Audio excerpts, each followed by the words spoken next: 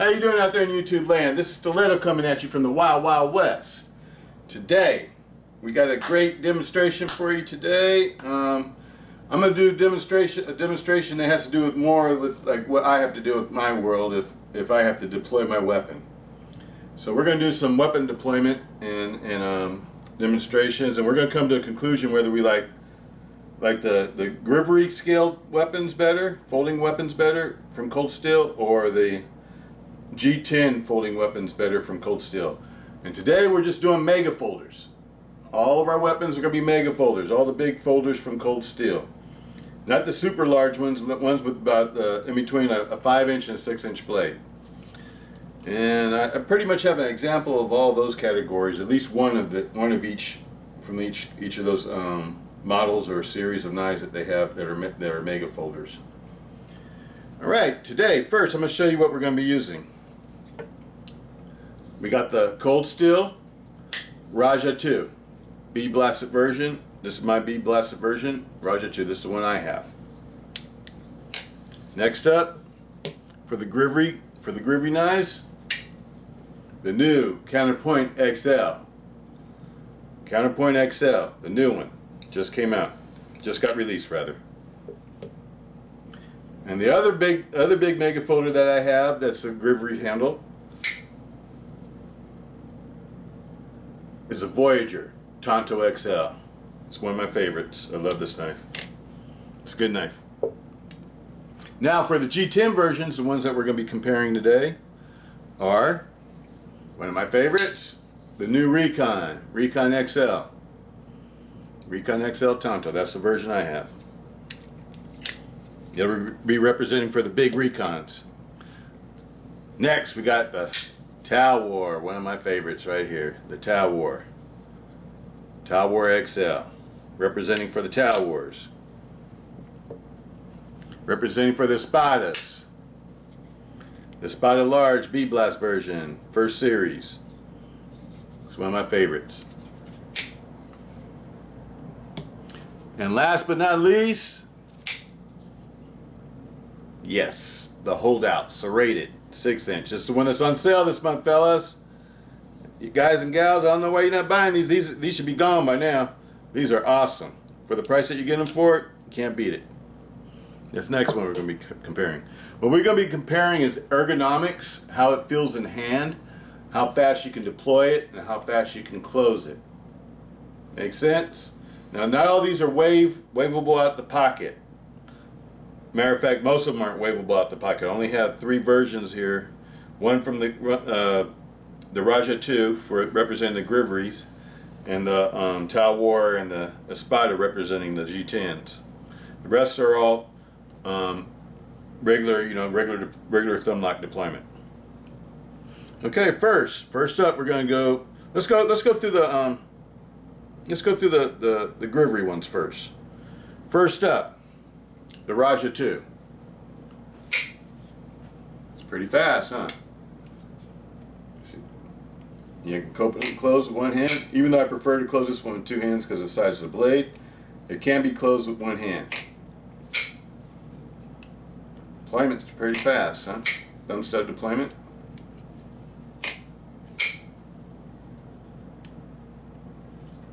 Let's see how it comes out the pocket. Ah, my pocket knife here, huh? That's one of my favorites, but this is not getting checked out today. This is a Ti-Lite 6. Okay.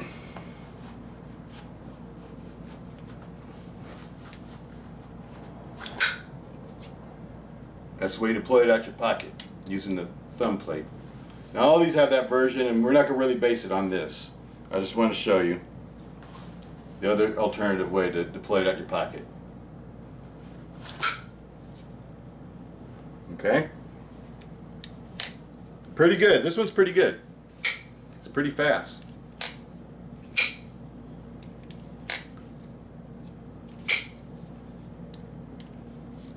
Easy to deploy, easy to unlock.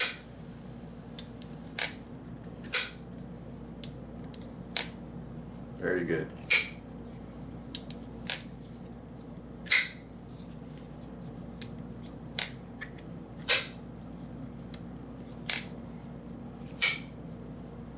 Okay, that's what we're looking at. Next up, we're going to do another next Griv X1, the Griv X model. This is the newest one.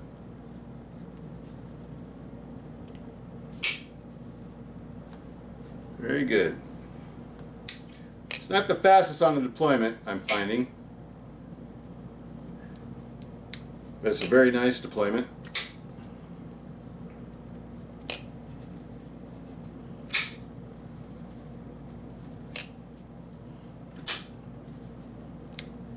Feels like I have to put a little bit more work into it. It doesn't just flow out. This one's a little bit more for the experienced knife person, I feel.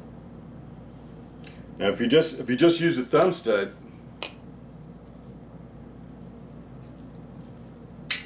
it's not too fast. Because the reason why it's not too fast is because you have to get up over this hump. But the knife itself is a beautiful knife. It's just like the Raja 2 is super heavy duty. This is a very heavy duty folder. It's probably the second most heavy duty folder I would say out of all of these. Out of all of them. I repeat, out of all of them. I think this is probably the second most durable and heavy duty one out of all of these.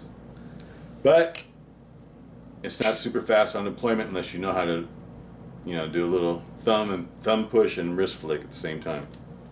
That's what it sort of requires. When you do it just by the thumb stud, it's real slow. Not that it can't be done, it's just slow. And I've only had this one for a few days too, so maybe it's a little bit of my skill with the knife too. But right out the box, this one's going to take practice for me to get fast with, I think. I really love this one because it is a heavy duty stiletto. This feels like it's very combat ready, very tactical ready, ready for overseas duty and wherever we have to be. And I'd like to see this one put a DLC coating on it because I think it'd make it perfect. This is the Counterpoint XL, the new one. Okay, that one's out the way. Next up, this one's fast. This is a lightning fast one. The Voyager XL. So if the rest of the large Voyagers are like this one, I would say these are very fast. These are probably the fastest out of all of the Griv X models, will be the Voyagers. The Voyagers are super fast. And it's easy to open and close with one hand. I've had this knife for a long time.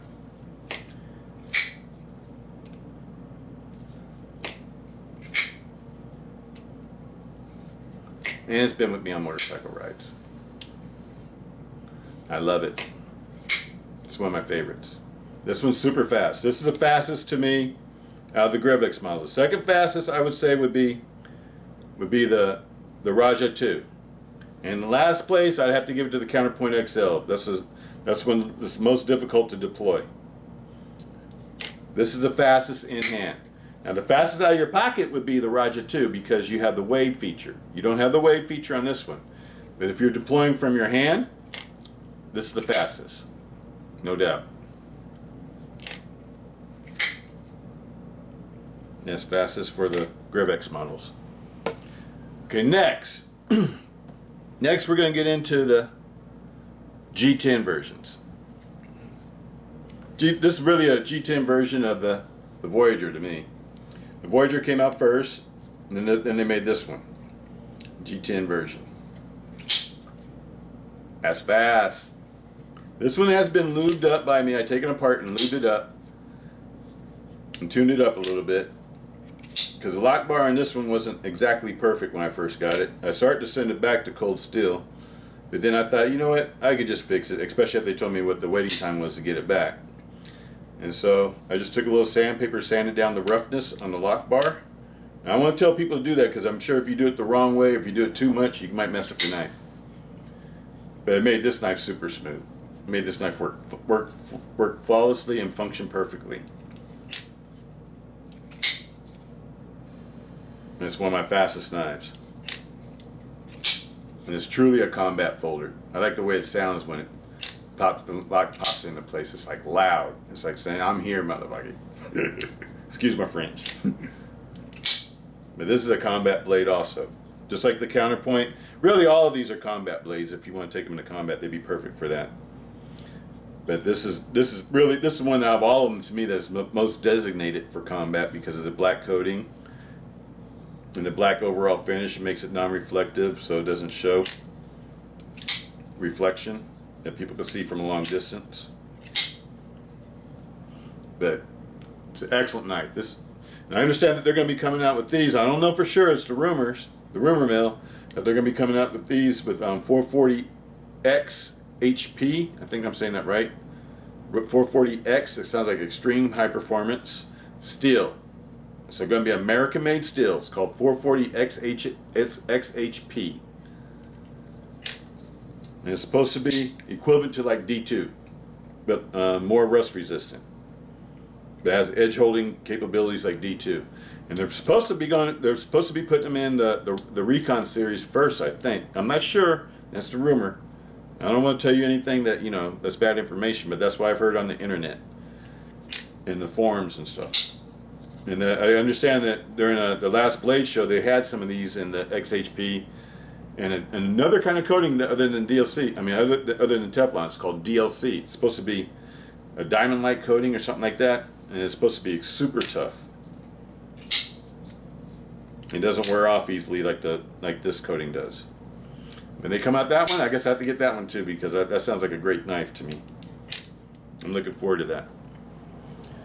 Very good on deployment. Very good on deployment. Next, we're going to go to the Tau War. This, to me, is one of my favorites. Of all of my cold steel knives. All of my cold steel knives. You guys know I have a ton of them. This is one of my favorites. When this came to me, it needed to be tuned up. The lock bar on this one, just like the Recon one, was messed up. And I just purchased these within the last 6 months or so, something like that. I don't know exactly when I purchased them. But I don't know if it was that run or what, because I bought them both around the same time. And they're the only ones I've ever gotten. Well, I bought a Code 4 also, and that one was a little bit messed up too, the Code 4 Tonto. And that the lock bars they had like big grind marks in them, and it looked like it was unfinished. And so I finished it up. Since I did on that one, it worked out fine. I did on this one too, and it works out fine.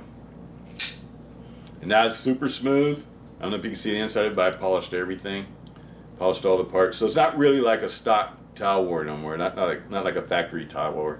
It's been customly gone through, I guess you can call it, by myself. It's sort of like a hobby to me.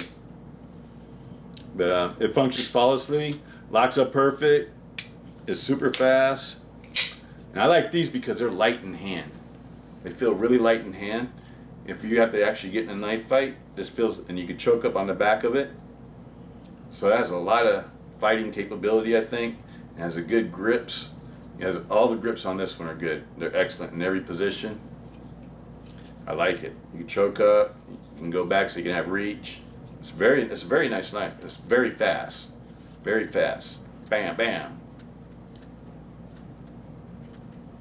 It's like one of the fastest feeling blades I have in my hand. And the reason why is it feels light. Even though it's not the lightest one, it feels really light. It's like the second lightest one out of the G10s, if I'm not mistaken. And I think the Espada is the heaviest. Okay. It opens and closes perfectly, and you can open and close this one in the hand if you want to. It's very simple, very easy.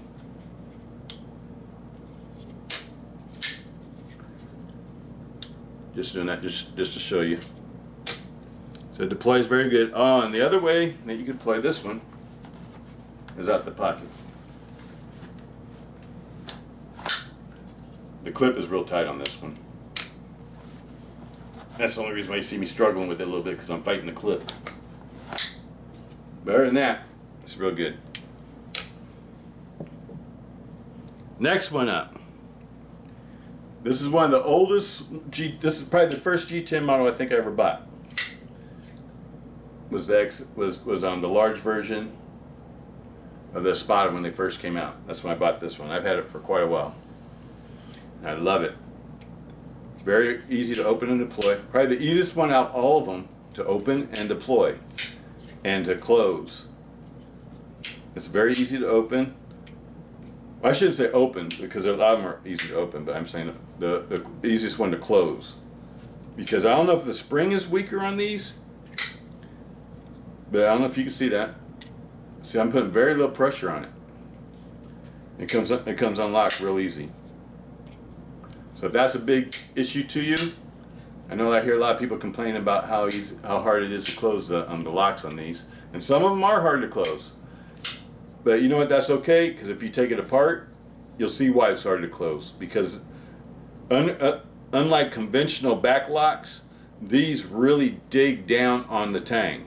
The lock bar is longer, and it digs deeper onto the tang. That's the reason why these don't come unlocked. And they have strong springs. The spring on this one, I think, is a weaker design spring.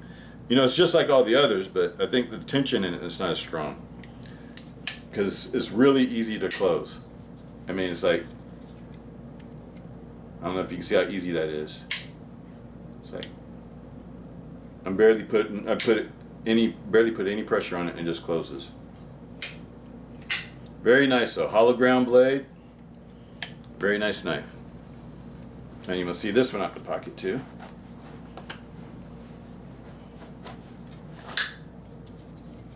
Just like the others. I don't really deploy out my pocket, so I'm not the best at that.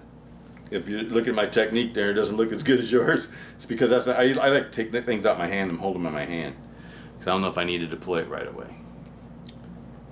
This one right here is the knife that I thought I wouldn't like. And I've been putting off buying this series of knives ever since they came out, because I was concerned with my hand sliding up on the blade if I ever have to, because I buy my knives for self-defense purposes, hoping that I never will ever have to be in a self-defense situation where I have to use a knife. But I always like Lyndon Thompson says, never unarmed. I'll never like to be unarmed, because there's crazy people in this world, and I've seen lots of crazy things. I've witnessed a lot of crazy things in my own life, and I know how evil people can be. And sometimes you have to choose whether you're going to be a sheep or a sheepdog. I'm not a wolf. I'm not a predator, but I am a sheepdog. I like to think of myself as a sheepdog. When the wolves come around and the rest of the sheep get scared, I'll fight back. That's me. But I'm not a bad guy. I'm a good guy. I'm all about helping other good guys be sheepdogs also. That's what I'm all about. Predators, I don't give a damn about y'all. I care about the sheep and the sheepdogs. I'm not concerned with the gangsters and the gangbangers and the criminals and the outlaws and all that. That's not my style. That's not what I'm all about. Just letting you all know, so you get to know me a little bit. I'm for the good guys. But anyway, this is the fastest deploying G10 knife I have ever owned. This sucker is fast, and it's the lightest. It only weighs 6.9 ounces. 6.9 ounces. My Espada weighs 8.5 ounces. That's what mine weighs. My Tal War, I weighed it. You've seen it on videos.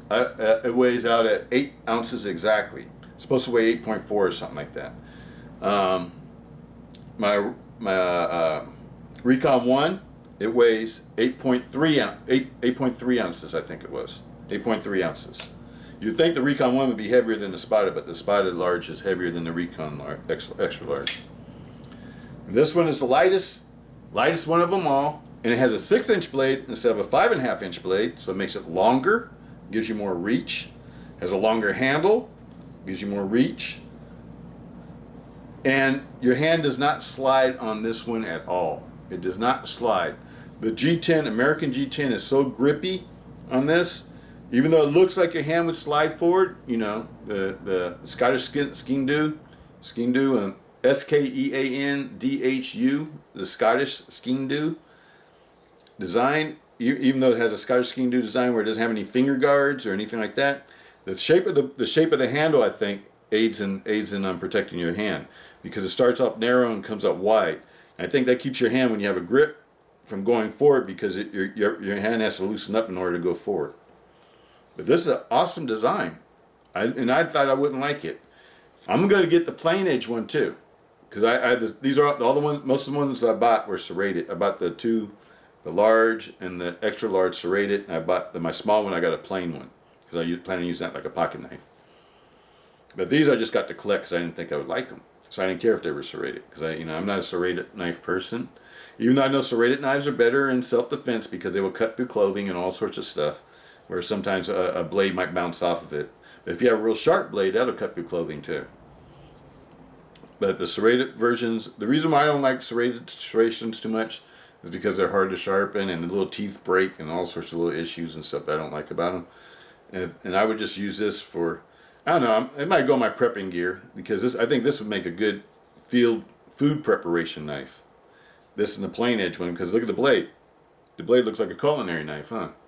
To me it does. It's a full flat grind with serrations. It's a lot like a lot of the culinary knives I use to prepare my food with. But I think this would be a good one for the field. It'd be, it could be served as a backup weapon or as a food utility knife, food preparation knife. I think this would be an awesome choice for that. The Skeen originally was for food preparation and last-ditch self-defense, and it was carried hidden, concealed. So it was a knife that nobody knew that you had until you needed it. But these are super fast. If you're concerned with being fast, if you ask me, this is fast, just as fast as a Ti-Lite 6. And I'll show you what I'm talking about. Here we go. It's fast.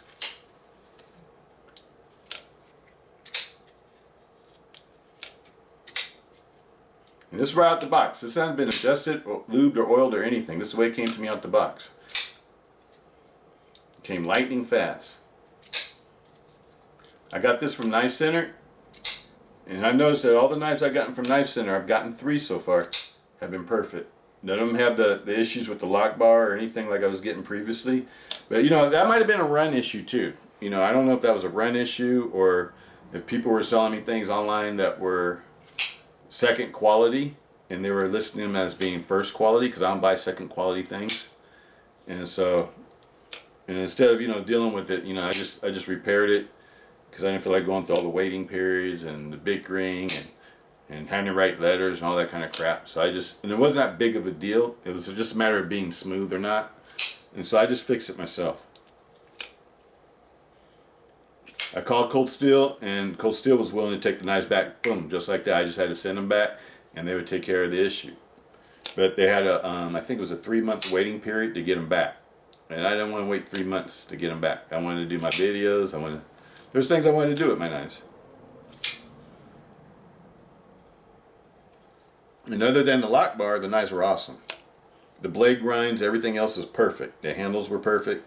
Didn't have any other issues. It was just the lock bar was grinding against the grinding against the back of the blade tang when it was locking up and releasing, and it was also hitting the stop pin prematurely, and that was causing it to go into fixed blade mode and get stuck and feel like you couldn't get it undone unless you push it against your furniture or something. Push the lock bar against your furniture to release it. And so that was why I discovered was the problem with my knives. I've heard other people having the same problem. I don't know if everybody's having the exact same problem or not, but I looked into mine, the ones that I received that were like that, and that's what it turned out to be. The lock bar, what I'm talking about, is this piece. This is the lock bar. And sometimes, I don't know, maybe they had a couple runs or maybe they were seconds, but this part right here, this section in here, was all gritty and had like deep grind marks in it. And it looked like it was unfinished, like maybe in the factory somebody skipped over finishing that part. I don't know. But anyway, I smoothed it out and it worked perfectly. These, like you can see the lock bar, let me hold the blade so I don't cut myself. I don't know if you can see the lock bar, but this one's smooth. And this is the way it came from factory. It's all finished. And every other cold steel knife I ever gotten has been like that. It's been a totally finished blade and everything else. I think that might have been quality control, or maybe you had a person that came to work drunk. I don't know. That was making the lock bars. Whoever was making the lock bars was screwing up. Okay? Well, there they are. This is the fastest compared to this one. I don't know. That Ti-Lite still might be a little bit faster. I don't know. The Ti-Lite might still be a little bit faster. But the Ti-Lite's not a triad lock, so it's kind of cheating. That one's fast. I think this is faster than a switchblade. I don't know. The Ti-Lite might still be king on the speed. But for the triad lockers, it's between that one and that one. Let me see. That's fast too. And they're all about the same, I guess. The Recons, the Voyager, and the Holdout. That one's fast too. The Spada's fast. That was a little bit slower. I think that was a fluke. I don't know. It's a close call, guys. It's a close call. I don't know. But anyway, I'm going to say the Holdout's the fastest for the G10s, and the Voyager XL, it's the fastest for the Griv X's. Hope you enjoyed, guys. Peace.